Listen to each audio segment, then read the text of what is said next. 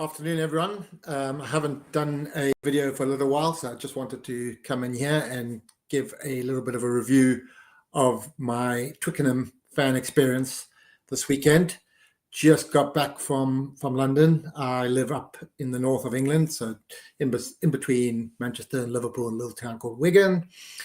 And first of all, I wanted to say congratulations to the Boks, and I was absolutely delighted that we retained the Rugby Championship. It was great to be there. Atmosphere was amazing. 70,000 at Twickenham, probably 69,500 South African fans.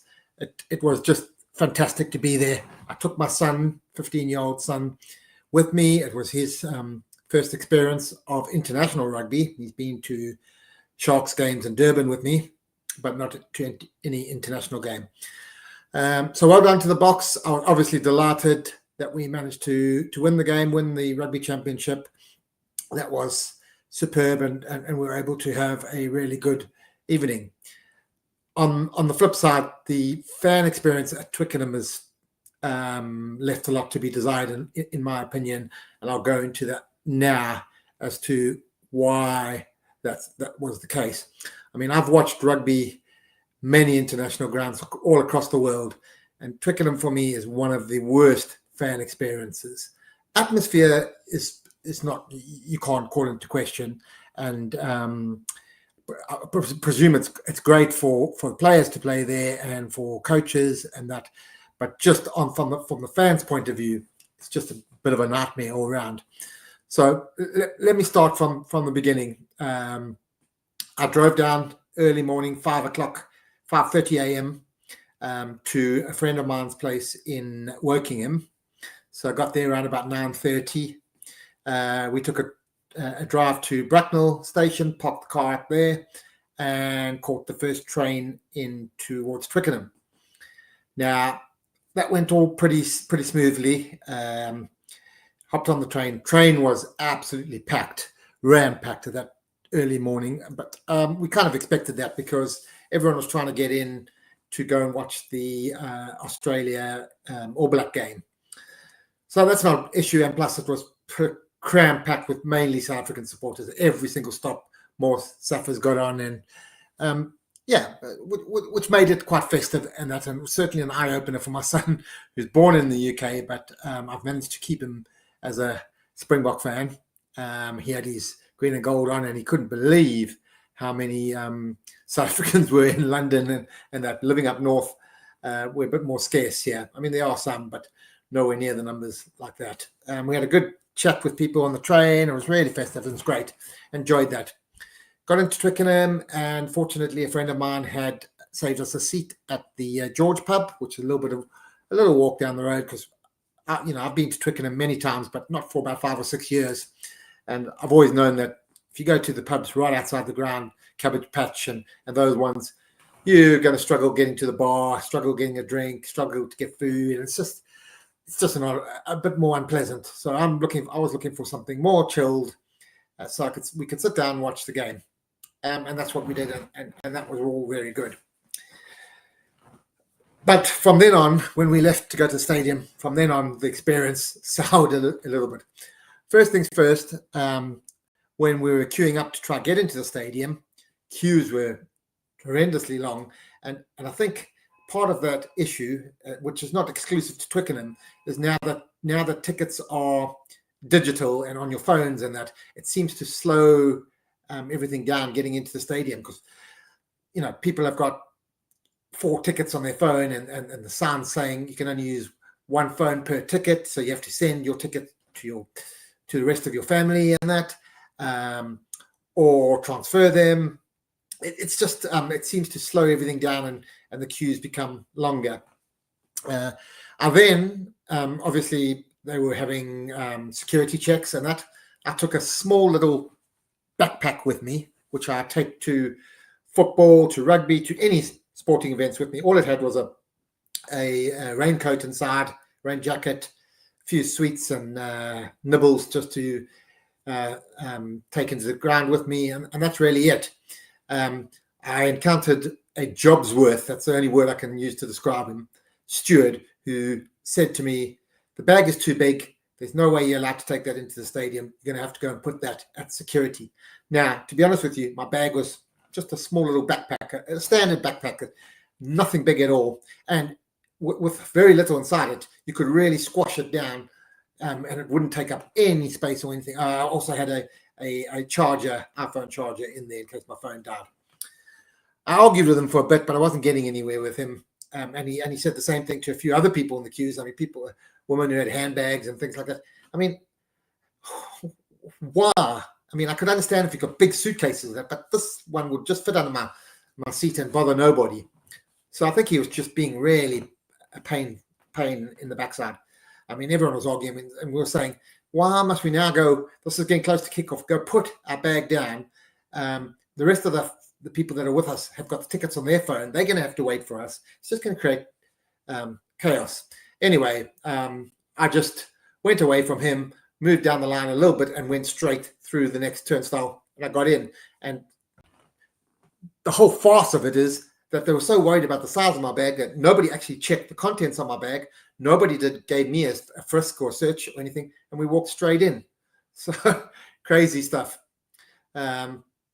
Anyway, that was just the start of it. It took us a while to get to our seats. So we only got there just before kickoff. Then in the stadium, seats are okay. Legroom's not the greatest, but that's kind of standard for some of the older stadiums and that. And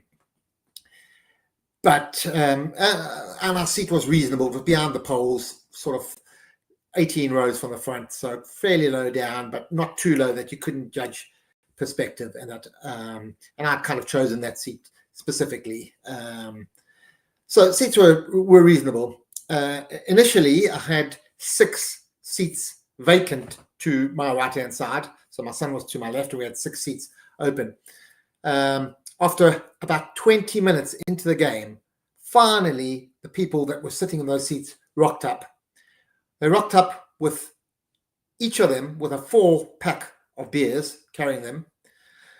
We all got up. They took forever to get past us. We missed a bit of the rugby while they're getting past. They sat down. So they'd missed the first 20 minutes. No lies. Within 5 minutes, all of them got up, asked to get past the game.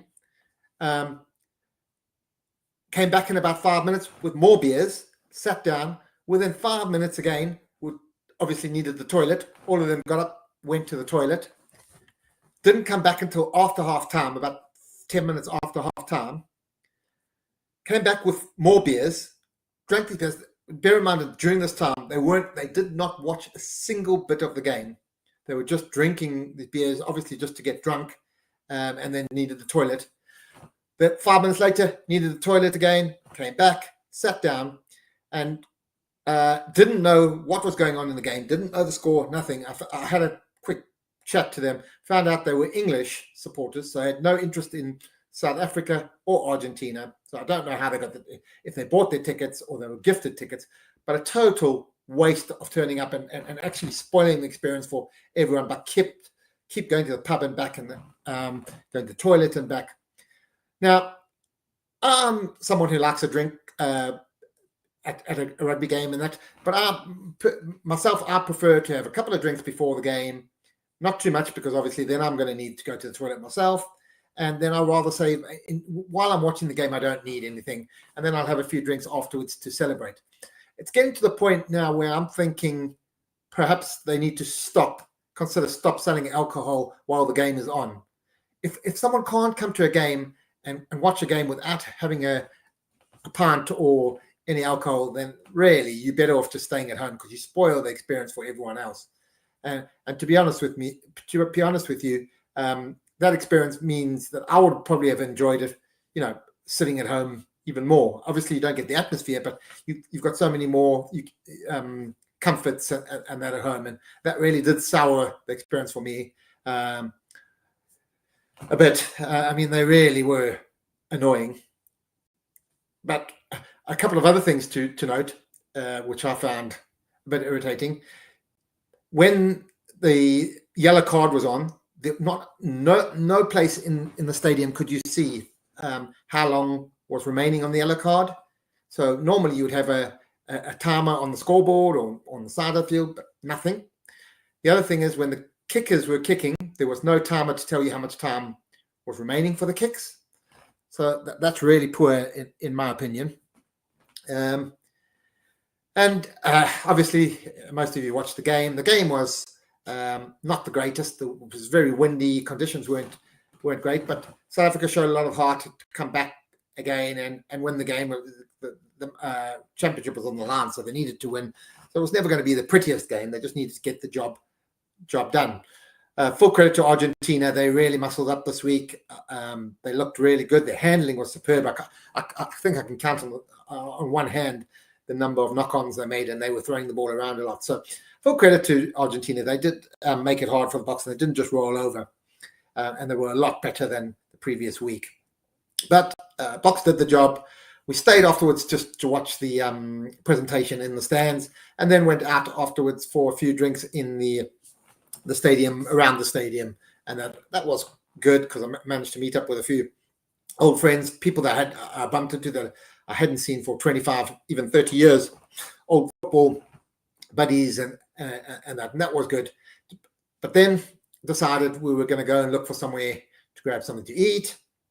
And we couldn't make up our mind whether to try and get the train back to Bracknell, where we came from, or look around the stadium, around Twickenham. We thought maybe the trains would be chock-a-block after the game with people leaving, so we thought we'd try and get something to eat. Obviously, that wasn't the best plan. No, all the restaurants, even the fast food places, KFC, McDonald's, all that, queues out the door. And that's to be expected with 80,000 or 70,000 people at the stadium. So we decided to take a walk down to Richmond. Again, Richmond was packed. Ended up just going for a few Five Guys burgers and that. And it was pleasant enough and enjoyed that. But then another part which always seems to sour everything at Twickenham is the nightmare trains. So we got to the train station, Richmond's train station, to get the train back just after 7. There was due to be a train at 7:37. We sat down. Obviously, we had about a 20-minute wait for that. Then on the screens, the train, the news came that it was delayed till 7 minutes past 8. Carry on sitting there waiting. Then a further delay till 8:30, and then further delay till 8:37. So we were just sitting there, really tired, needing the toilet, wanting to go home. The train's delayed. Eventually, the train turns up. We hop on there. Everyone piles in. We go 2 stops. 2 stops. Suddenly, they announced train cancelled. Everyone got to get off, and we have to wait at another station. They said, "Oh, don't worry. There's another train 2 minutes behind this one." Well, they're 2 minutes, another 20 minutes. Everyone's standing on the station. Eventually, just before 9 o'clock, I think, or past 9 o'clock, then we managed to get on the next train.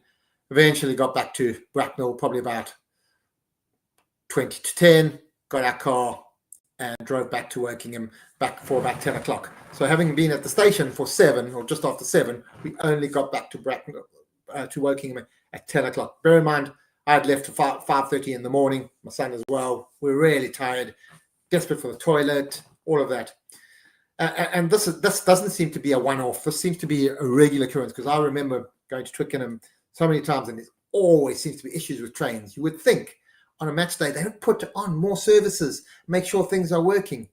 But I mean, they're blaming Storm Amy. But to be honest with you, Storm Amy was very feeble, hardly even noticed it. So yeah, not a great experience. Oh, and added to that, those of you who've been to Twickenham know that the beer is very expensive, over £8 a pint, or £8 per pint. Crappy beer as well, to be honest with you. Nothing great.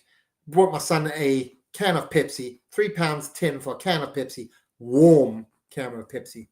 I mean, I know stadiums are expensive, but that is just, I mean, if you're going to sell alcohol and soft drinks, make it cold, make it and charge ridiculous prices. I mean, if you compare that experience with the Tottenham Hotspur Stadium, where I think, if I remember correctly, pints were about £6.50 or something like that, £6.60, and a lot more choice, a lot better, and queues were a lot shorter, a lot easier to get to. So yeah, I mean, all in all, I just think the fan experience needs a huge improvement at Twickenham. That's my moan and rant for the day. I'd love to hear from people, see what you have to think, how you enjoyed your day out at Twickenham. I will say one thing: the atmosphere in the stadium was great, and that's because 69 out of the 70,000 were Saffers, and full credit to the Argentinians that were there. We had a few behind us as well. They were singing and shouting and screaming and that, and getting behind their team. But obviously, we were the dominant force in the ground. So all in all, I mean, it didn't totally sour my experience. It's just I would much rather watch rugby at other venues now in future. But very happy the Boks won. Still not quite recovered today, but I will pop another video in later this week to discuss the whole Rugby Championship campaign and why I think even though we struggled, well, we won 4 out of our 6 games and we lost games where we shouldn't have. We need to take into account that Russie used, I think, 47 players in that. So the depth, we still managed to retain the Rugby Championship while building depth. And I think we used a lot more players than the All Blacks and Australia as well. So I think we've got to be very, very pleased with the overall campaign. So that's it for now, guys. I hope to hear from you and chat soon. Cheers.